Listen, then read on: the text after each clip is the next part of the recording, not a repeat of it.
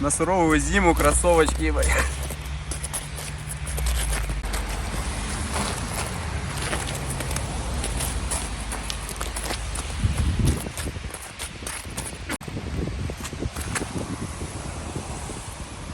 В суровых полевых условиях.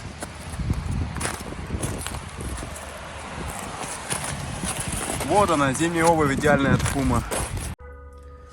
Всем привет, дорогие друзья! Наконец-то добрался до модельки RSZ. Причем это будет не просто какой-то там сухой обзор, а больше уже именно опыт эксплуатации. И да, они сейчас очень грязные, потому что это именно вот показатель того, что в них сейчас ходят зимой и их особо не протирали. Ну вот, один кроссовок более-менее привел в порядок, второй вот после, скажем так, гуляний.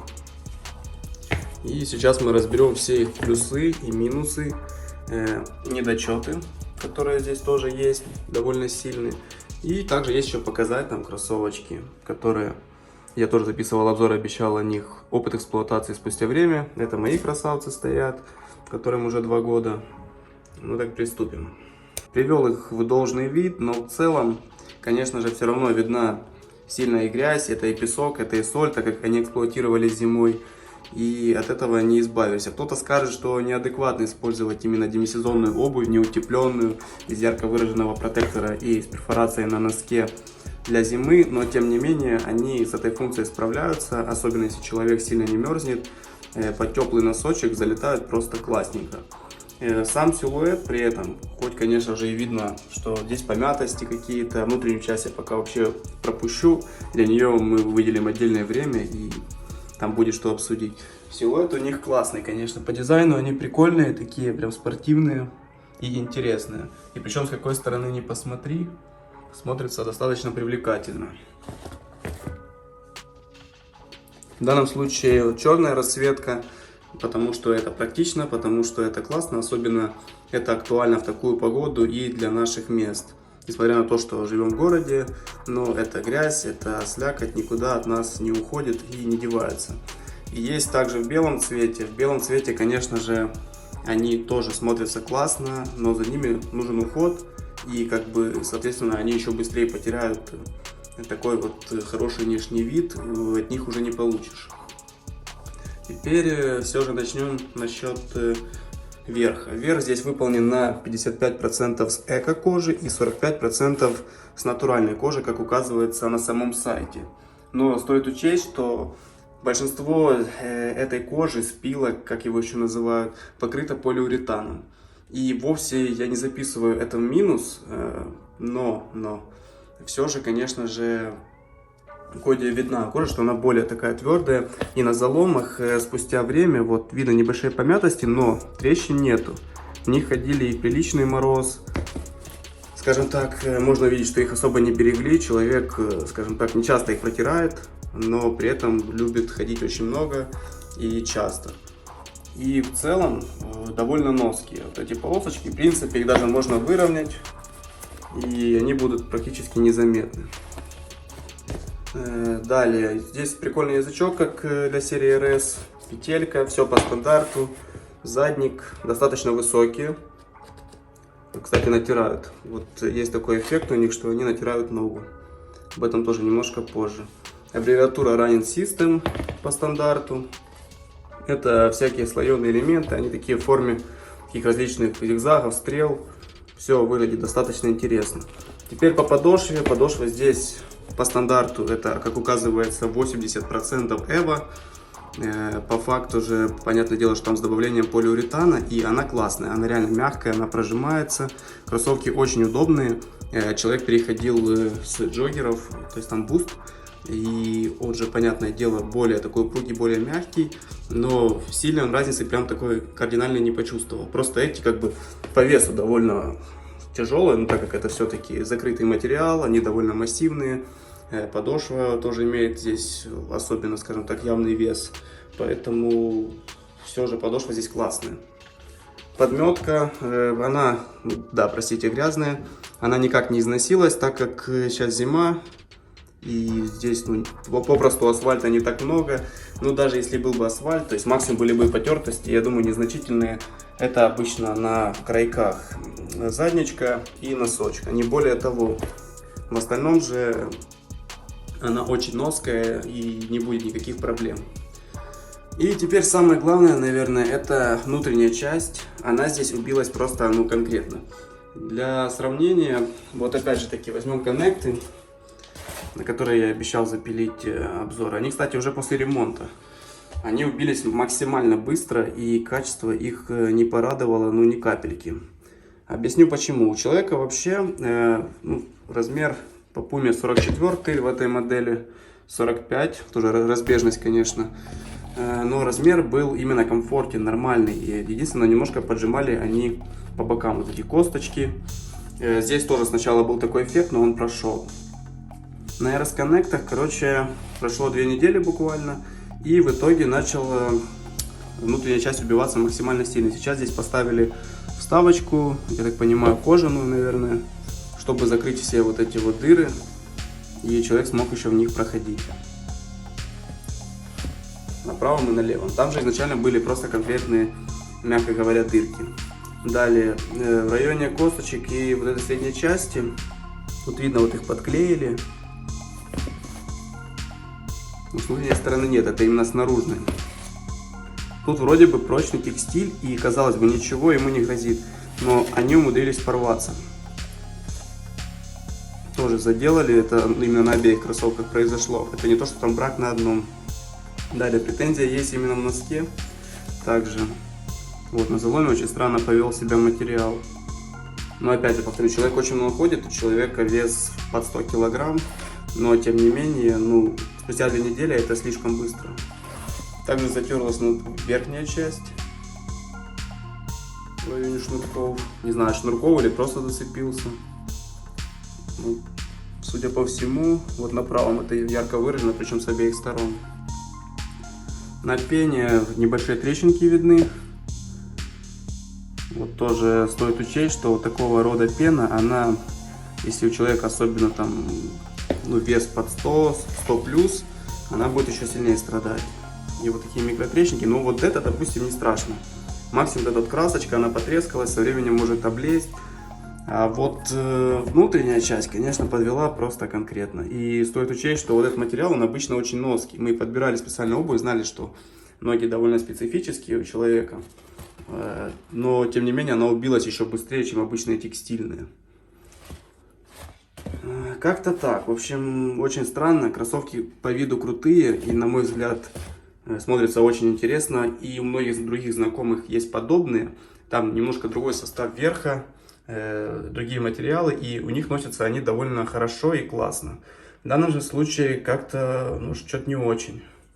В общем, забываем про них. Я думаю, человек еще какое-то время, возможно, в них походит, пока они окончательно не умрут. Ну и на этом можно будет забыть.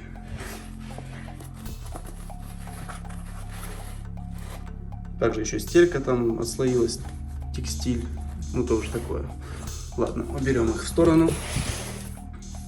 Мои же Terence моделька, вот там тоже внутри очень-очень тоненький текстиль, вот катышки с носков, но в целом они очень хорошо ходят, то есть никаких проблем не вызывает, и я как бы ничего еще не протер, хотя уже во второй год дохаживаю и их не особо там прям берегу, протираю тоже не каждый день, но внутри они довольно целые. Но я уверен, если бы они попали в руки именно этому человеку, то я думаю, там не то, чтобы они протерлись, им было бы полное, скажем так, в одно место.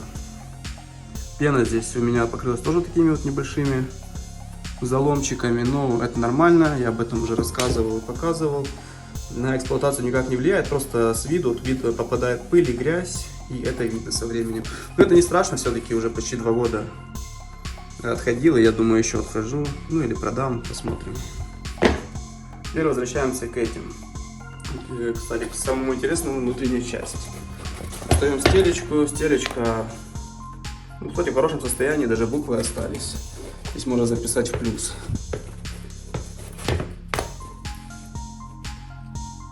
Ярлычок. Им там 1,5 месяца примерно, может даже чуть меньше. И вот внутренняя часть, и она просто разорвалась. Там поролон, еще текстиль, и дальше идет пластина. Она пластиковая, весь этот каркас держит. Она тоже убилась максимально. Причем стоит учесть, что не только на одном, не только в заднике, а именно еще и по бокам.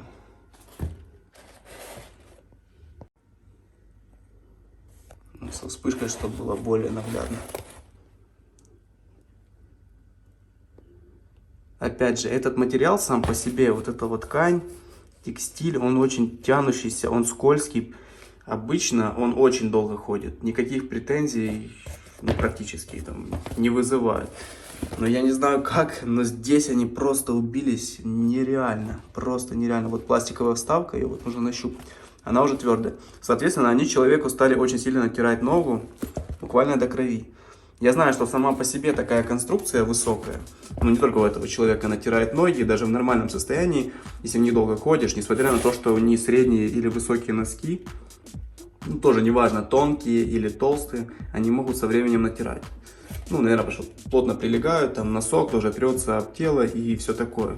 Но сам факт, что именно здесь, это просто неадекватно получилось. Пластиковая вставка. Сейчас эти кроссовки стоят там, ну, достаточно дорого, там уже под $150, ну, меньше, понятно, с налогами. Их там брали по сейлу, сейчас опять цена скакнула. В общем, это такое дело, что, ну, не уследишь, просто что будут еще модели подобные. И вот сложно сказать на самом деле. Вот я уверен, что если я себе взял бы, я в них проходил бы очень долгое время и никаких бы вопросов и проблем не было. Но вот у человека, ну, вообще не подходит. Я не знаю уже, что ему подбирать из пумы. Достаточно сложно. Этот вариант он бы точно убил. Те не выжили. Но стоит учесть, что у него и джоггеры, на которые я тоже хотел записать обзор, возможно, выложу. Точнее, не обзор, а отзыв. Там он тоже начал уже протирать, но он проходил немножко дольше. Но все-таки там именно вся вот эта часть, она более легкая. Они такие, как тапочки, образно говоря. И они не так пострадали. Но здесь, ну, большой минус из-за внутренней части. Сверху, кстати, ну, это очень круто, что они себя так ведут. И в мороз 10, ну, минус 10, минус 15 они выдерживали просто на ура.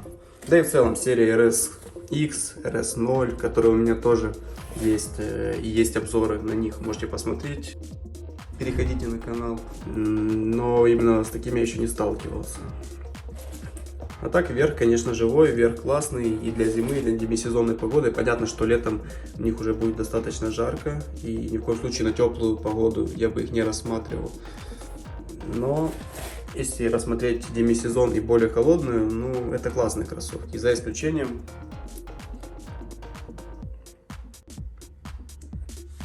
вот эти кроссовочки.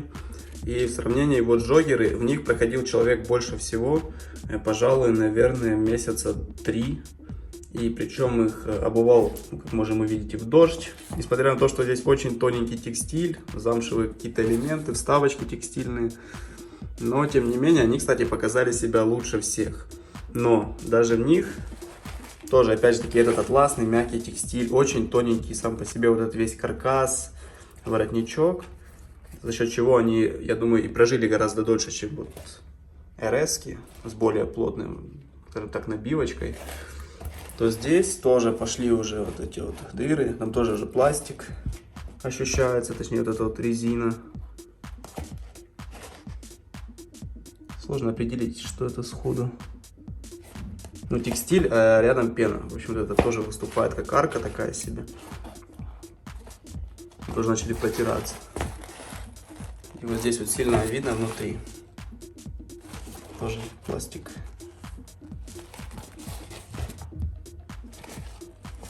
В общем, вывод какой? Вечный кроссовок не бывает. И плюс к тому же, если есть какие-то проблемы с ногами или ноги, скажем так, нестандартные, то сейчас производители не адаптируют и не усиливают никак эту обувь. И тут уже два варианта. Либо вы относите ее по браку и сдаете, ну, берете новую, но это бред, это бесконечно. Либо сразу смотрите какую-то более усиленную обувь. Но здесь вопрос, а что искать-то? У меня подобные кроссовки, ну, NMD, допустим, я в них отходил очень долго, и они ну как, очень долго, год, ну, очень много носил, и на дальняки ходил, и все было просто отлично. И при этом там у меня все живое, то есть они по сути как новые, их протри, там следов эксплуатации практически нету. И вот как, я не знаю это объяснить, это от человека зависит, или сам факт, что сейчас обувь некачественная. Вот здесь уже вопрос, и стоит подумать над ответом. Пишите комментарии, как у вас носится обувь, особенно подобные кроссовки, которые у нас на видео. Это RSZ, коннекты, RS и джоггер. Очень популярные модели, собственно говоря, особенно вот эти вот две, это более новые у Puma. Уже такая классика, которую очень много людей покупали, ходят, и я думаю, будет что рассказать. Вот такой вот получился видосик.